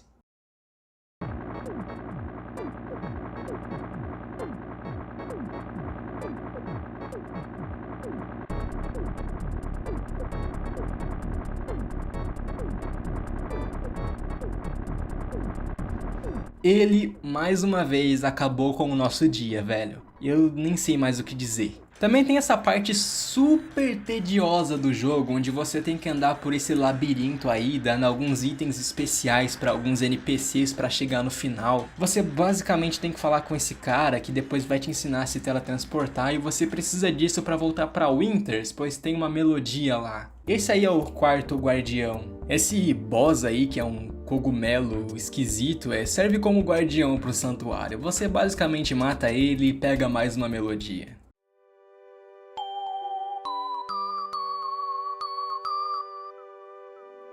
Depois de coletar essa melodia e salvar a cidade de Fourside da estátua, nós basicamente temos que voltar para Threed, onde o Jeff vai consertar o Skyrunner que ele havia destruído. E com isso nós vamos para a próxima cidade, a cidade de Summers, que também é uma cidade bem grandinha até. Bom, Summers é essa cidade aí que tem essa linda praia e itens que são extremamente caros e inflacionados por algum motivo. Não tem muito o que você fazer nessa cidade de início, exceto que você encontra essa mulher aí que te vende bolos. Eu acho que não é uma boa ideia acertar doces de estranhos, mas, bom, é o que tem pra fazer por aqui, então a gente vai aceitar, né?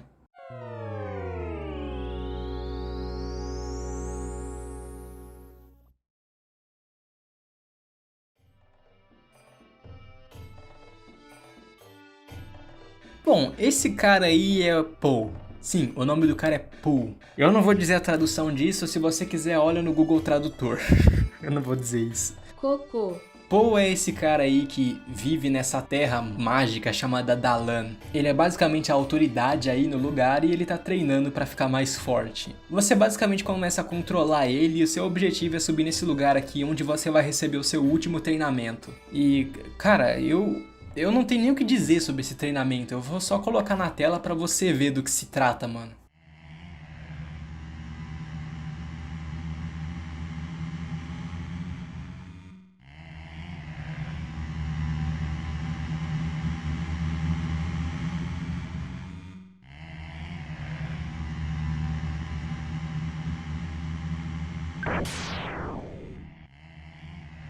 Depois de passar por esse pesadelo aí, Paul recebe a informação de que ele na verdade deveria servir um cara chamado Ness, porque eles estavam destinados a derrotar alguém chamado Gaigas, o de sempre, né?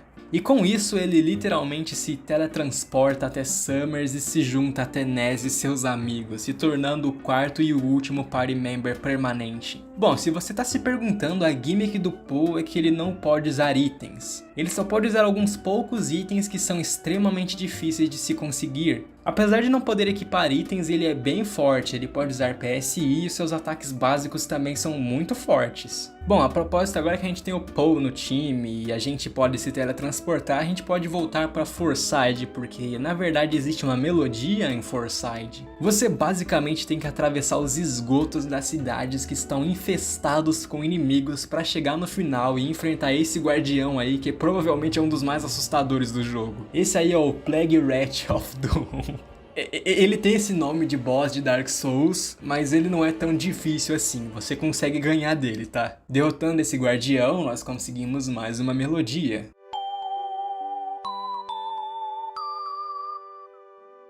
Pois é, já conseguimos 5 das 8 melodias que a gente precisa, então estamos quase lá. Nosso próximo objetivo, logo em seguida, já é pegar a 6ª melodia. Basicamente a gente se teletransporta para Dalam, a terra de onde veio Paul, e a gente tem que entrar nessa caverna aí que tá cheio de inimigos bem fortinhos, e no final a gente encontra o guardião, que são 2 inimigos em um só, aparentemente. Também são bem tranquilinhos de derrotar, e com isso a gente consegue a 6ª melodia.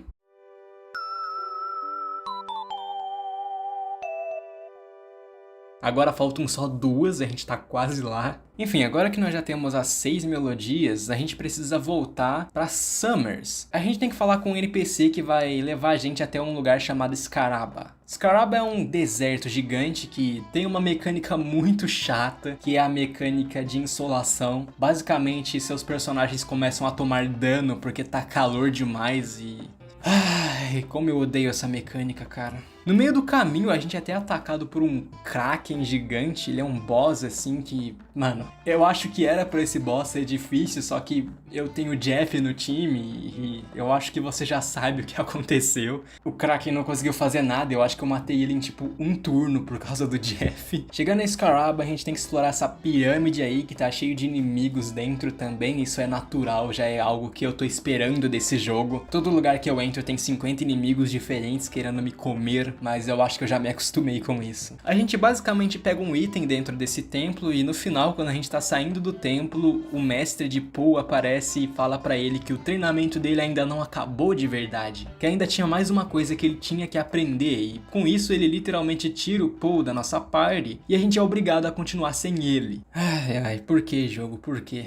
A gente também encontra esse robô gigante aí. Esse personagem se chama Dungeon Man. Ele é literalmente uma dungeon. Você pode entrar dentro dele e explorar tudo mais. Basicamente o Dungeon Man é aquele cara de antes, aquele cara lá de Winters que construiu aquela dungeon que o Jeff tinha que atravessar. Ele concluiu o sonho dele e se tornou uma dungeon ele mesmo, ele virou a dungeon. Você pode explorar dentro dele e no final ele até começa a te acompanhar um pouco e você pode sair por aí matando alguns inimigos com ele, exatamente como você fazia com a Eve no primeiro jogo, é bem legal até. Só que infelizmente ele não pode te acompanhar por muito tempo, pois ele é muito grande para continuar seguindo você. Entretanto, dentro dele existe um submarino que você precisa para avançar para a próxima área do jogo. E se você conseguir chegar nesse submarino, você pode pegar ele para você e simplesmente avançar para a próxima região do jogo, que se chama Deep Darkness. Esse lugar é muito chato, velho. Primeiramente que esse lugar é completamente escuro. Você só consegue enxergar se você usar aquele item que você encontrou no templo de Scaraba. Em segundo lugar, essa porra é um labirinto. Olha isso, mano. Em terceiro lugar, você fica lento quando tá nadando nas águas do pântano.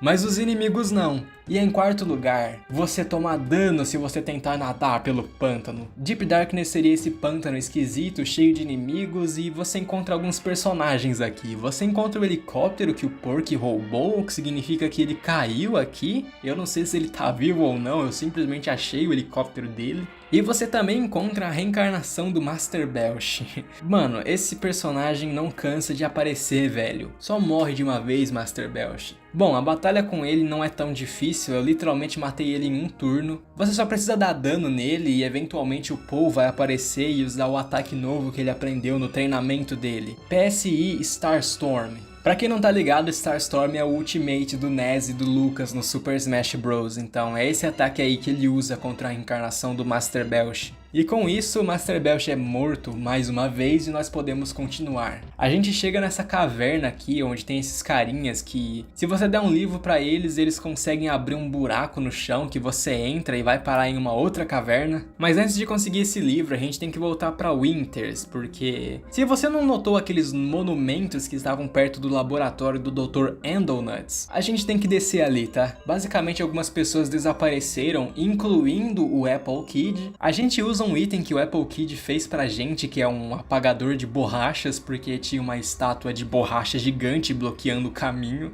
E a gente descobre que essa na verdade é uma instalação secreta que estava sendo controlada pelos alienígenas. Sério, os inimigos dessa instalação são muito fortes e irritantes, cara, é muito difícil essa parte. Eventualmente a gente chega no chefe dessa instalação, que se chama Starman Deluxe. Ele era pra ser um Starman todo fodão e difícil, só que o Jeff tá no time, então ele morreu em um turno também. E com isso a gente consegue resgatar todas as pessoas que estavam presos nessa instalação, incluindo o Apple Kid, que foi sequestrado e levado para esse lugar. Depois disso a gente consegue esse livro que esses carinhas da caverna precisam, e eles permitem que a gente desça nesse lugar aqui, onde a gente encontra mais um santuário e mais um guardião. Esse guardião é o Espectro Elétrico. Ele até que me deu um pouquinho de trabalho quando eu lutei com ele a primeira vez, ele até que é um inimigo forte, mas ele não é páreo pro Jeff, não é mesmo? Derrotando o Espectro Elétrico, a gente consegue a 7ª melodia.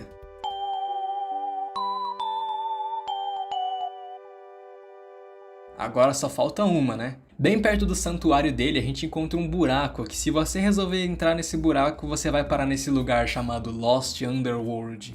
Olha cara, nesse ponto eu nem vou mais questionar esse jogo, eu tô simplesmente aceitando qualquer coisa que ele lança pra cima de mim. Essa parte aqui é muito chata porque os dinossauros são fortes demais e não vale a pena derrotar eles. Além disso, toda hora fica acontecendo terremotos nesse lugar e você não pode andar quando tá acontecendo um terremoto, mas os inimigos podem. A gente tem que ir pra esse lugar aqui chamado Fire Spring, que é gigantesco. Na boa, dá uma olhada nesse mapa aqui. No final desse mapa a gente encontra o último santuário e o último guardião. Esse aí é o Carbon Dog. Esse é o guardião mais legal, só que também é o mais difícil. Bom, a gimmick do Carbon Dog é que ele tem 2 fases, ele começa nessa fase de fogo aí, e depois ele se transforma no Diamond Dog. Se você juntar essas 2 fases do chefe, ele tem mais de 5.000 pontos de vida. Realmente não é uma luta nada fácil, porém apesar de ser difícil, não é impossível. É totalmente possível vencer esse chefe, e com isso a gente consegue a última melodia.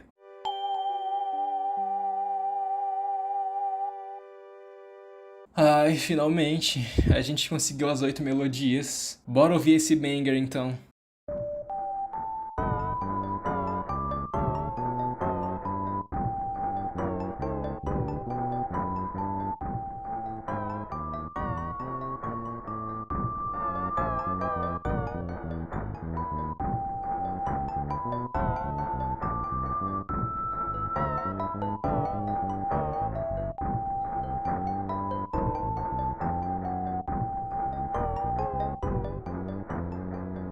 Pois é, a gente jogou o jogo inteiro para conseguir essa musiquinha aí. Eu não vou reclamar, eu até que gostei da musiquinha. Nós finalmente coletamos todas as 8 melodias e quando você coleta todas, isso aqui acontece.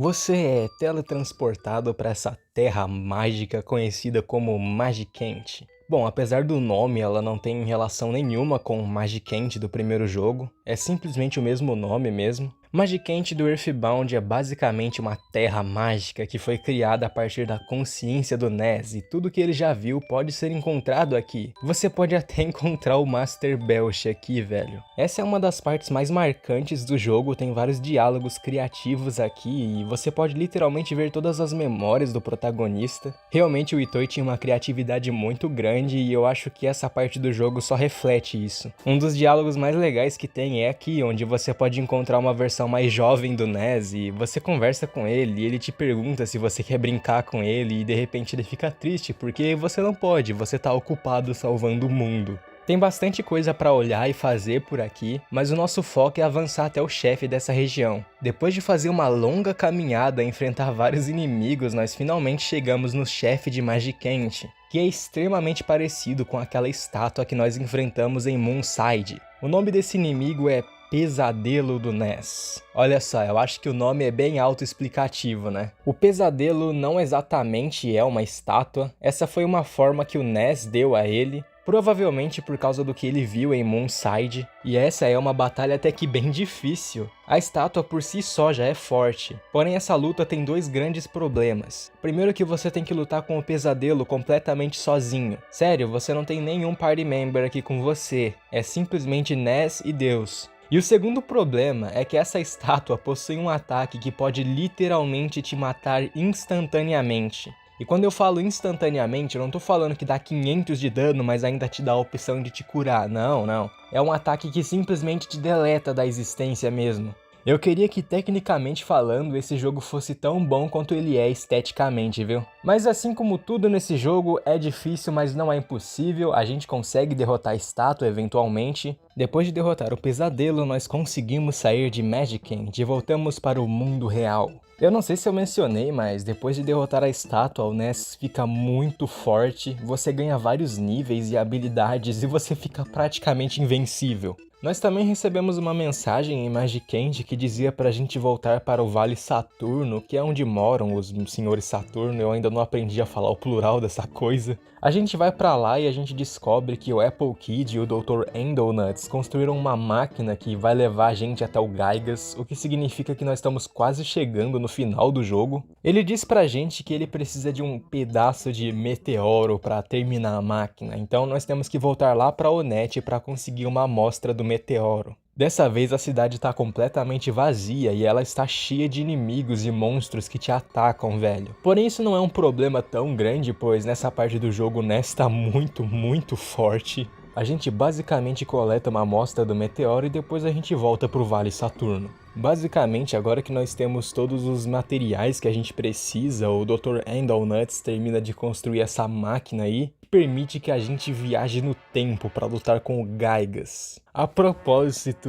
eu não sei se eu falei isso, mas meio que seres biológicos não podem viajar no tempo. E para conseguir ir atrás do Gaigas, a gente tem que literalmente remover a mente e a alma dos personagens e colocá-las em robôs. Eu não tô zoando, isso realmente acontece no jogo, é exatamente por isso que eu tô controlando um bando de robôs agora.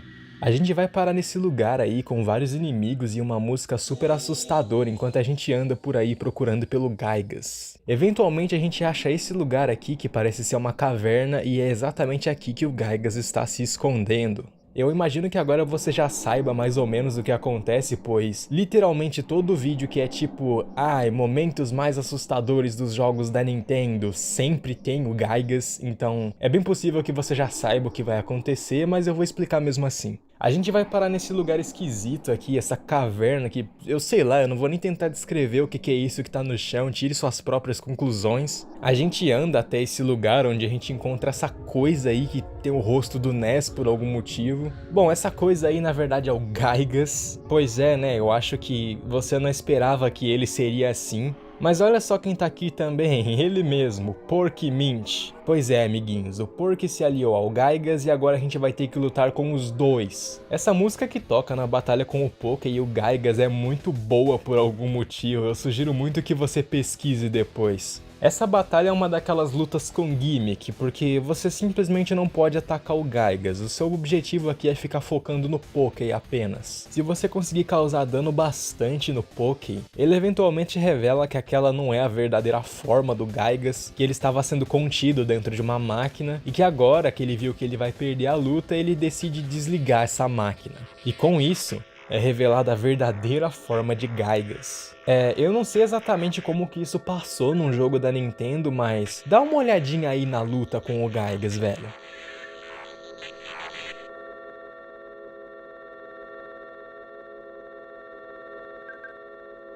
Imagina as crianças que jogaram isso na época, mano. A luta com o Gaigas é um verdadeiro pesadelo. É um pouco parecida com a do primeiro jogo, pois ele também é insanamente forte e ele consegue acertar todos os party members de uma vez. Só que ele é ainda pior do que o Gaigas do primeiro jogo, pois você provavelmente vai começar a batalha todo fudido por causa da luta contra o Porky, e não importa o que você faça, você pode bater nele, você pode tentar usar a PSI, nada funciona contra o Gaigas. Nem adianta tentar cantar as 8 melodias porque isso também nem funciona. Só existe uma única maneira de derrotar o Gaigas desse jeito, velho. E essa forma é rezando. Bom, a Paula, o segundo party member do jogo, tem uma habilidade que permite que ela comece a rezar. E é basicamente isso que você tem que fazer com o Gaigas. Ele ficou tão forte que a única forma de derrotar ele é literalmente rezando. Essa é uma parte bem legal do jogo, pois toda vez que você reza vão aparecer todos os personagens que você encontrou na sua aventura e eles começam a rezar por você, velho.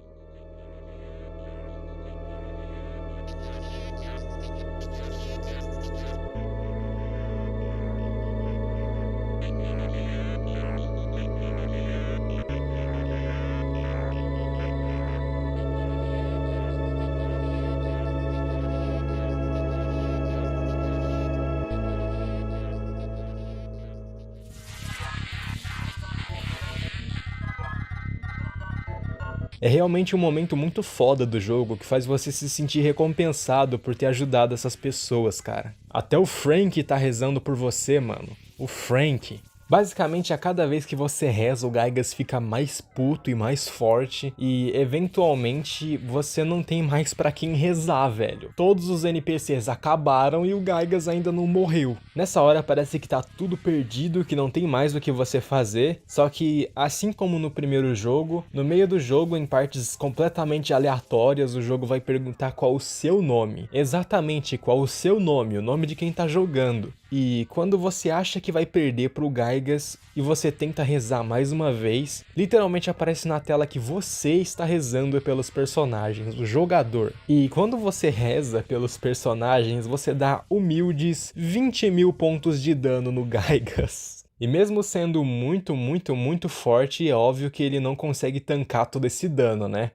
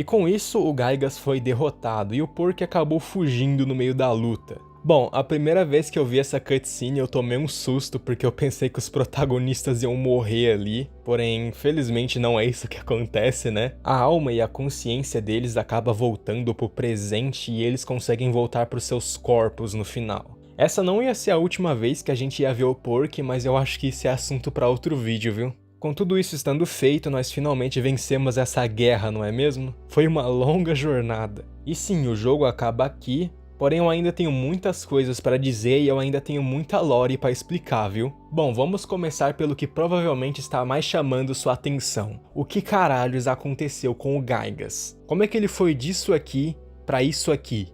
Bom, basicamente, seguindo a lore do primeiro jogo, o Gaigas foi derrotado pelo Ninten e seus amigos e ele ficou muito puto e ficou ainda mais frustrado com a vida e ele começou a afundar essas mágoas no treinamento, tá ligado? Ele começou a treinar muito e ficar cada vez mais forte. E o que aconteceu é que ele ficou tão forte, mas tão forte que eventualmente o corpo dele não conseguia mais aguentar tanto poder. Então tiveram que criar essa máquina aí pra ele, que é essa primeira forma dele na batalha contra o chefe. Essa máquina é chamada de Devil's Machine, ou Máquina do Diabo. Basicamente, essa máquina serve para conter o poder do Gaigas e deixar ele vivo. O que aconteceu para ele ter ficado daquele jeito na luta final é que o Porky desligou a máquina achando que ia perder a luta, e isso fez com que o Gaigas morresse, pois seu corpo acabou colapsando por não conseguir sustentar tanto poder, e tudo o que restou foi um pedaço da sua consciência. E pela mente de Gaigas estar cheia de arrependimentos, dor, vingança,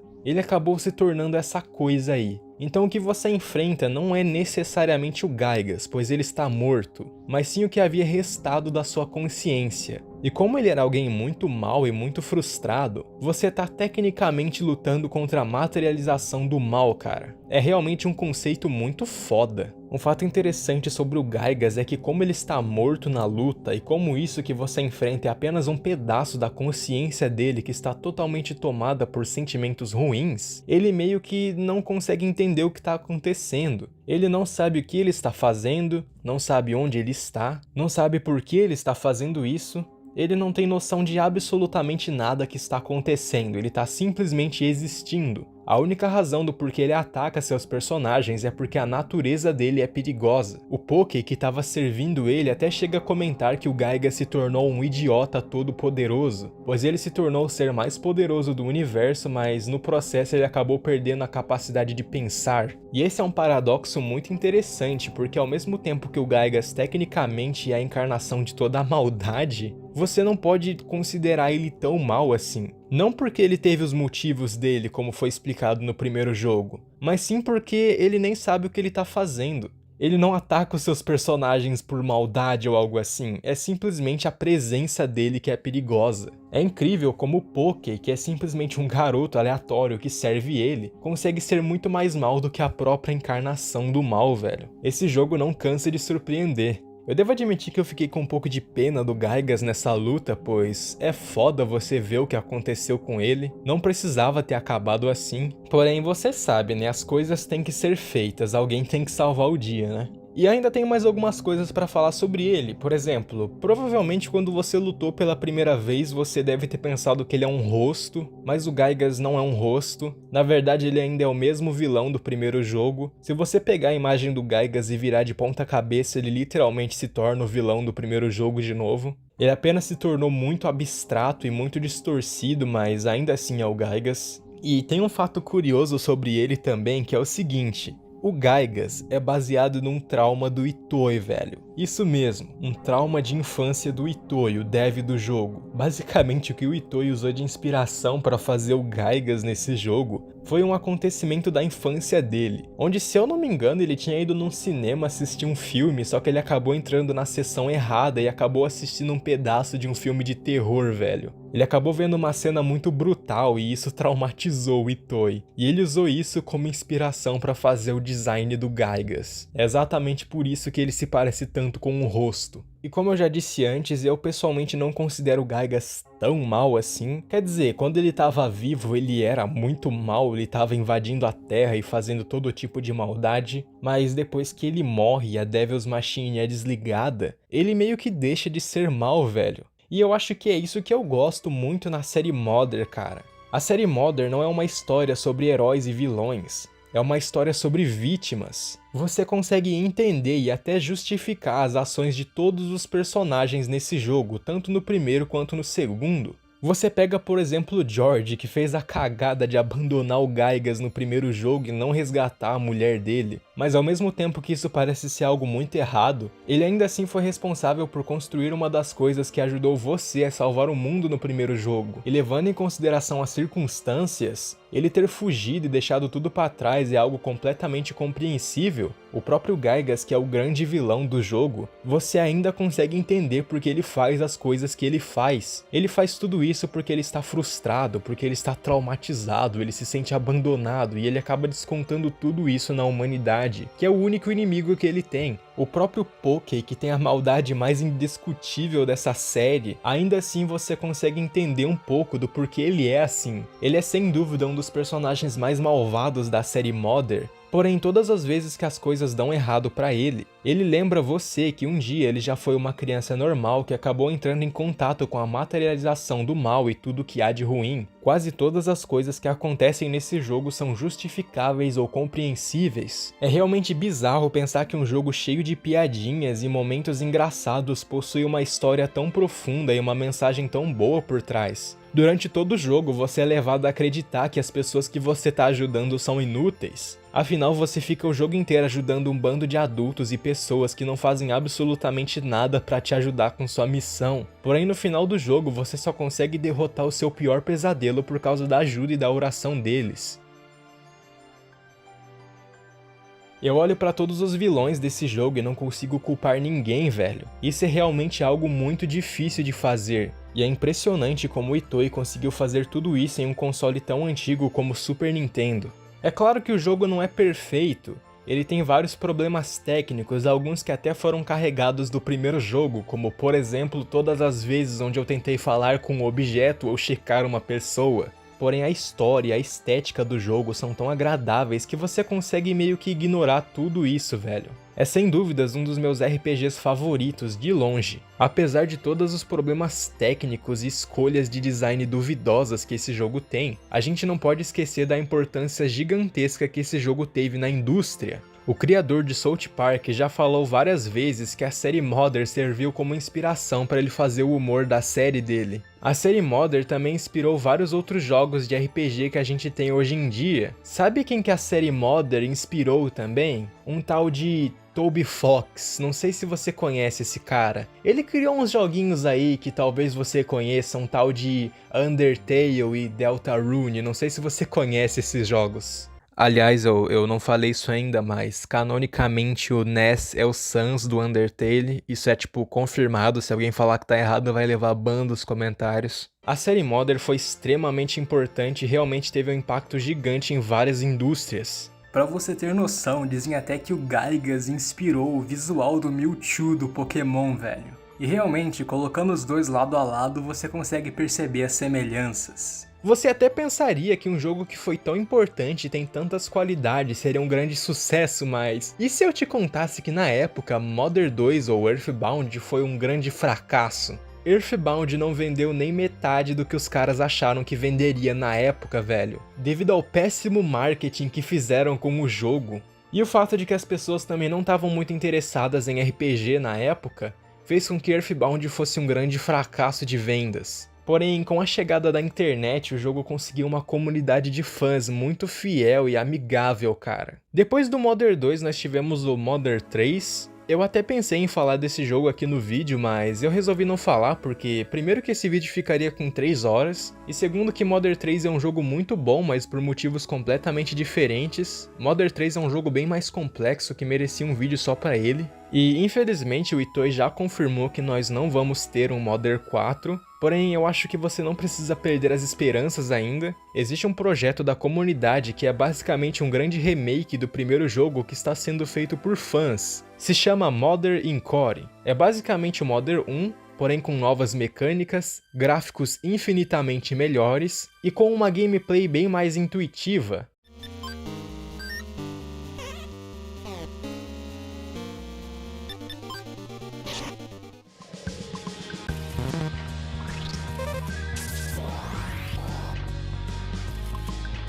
A parte boa é que os desenvolvedores do Mother Encore já soltaram uma demo do jogo e, se eu não me engano, eles têm disponível em português do Brasil, então eu recomendo muito que você dê uma olhada. Recomendo muito você dar uma olhada na demo de Mother Encore e apoiar os devs se você puder.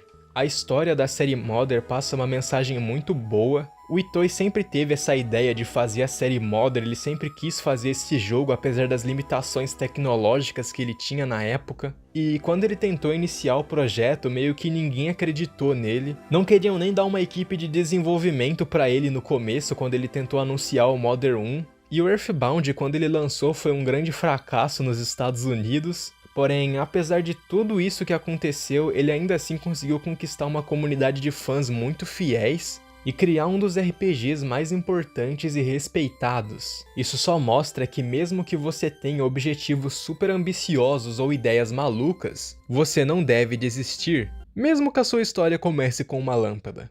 Bom, mas é isso. O vídeo vai ficando por aqui. Esse foi o vídeo mais trabalhoso que eu já fiz na história do meu canal. Provavelmente um dos mais longos também. Eu espero que você tenha gostado desse vídeo. Se inscreve no canal aí e ativa o sininho para não perder os próximos vídeos. E é isso aí, pessoal. Muito obrigado por assistir. Eu espero que vocês tenham gostado de conhecer esse RPG. E até a próxima.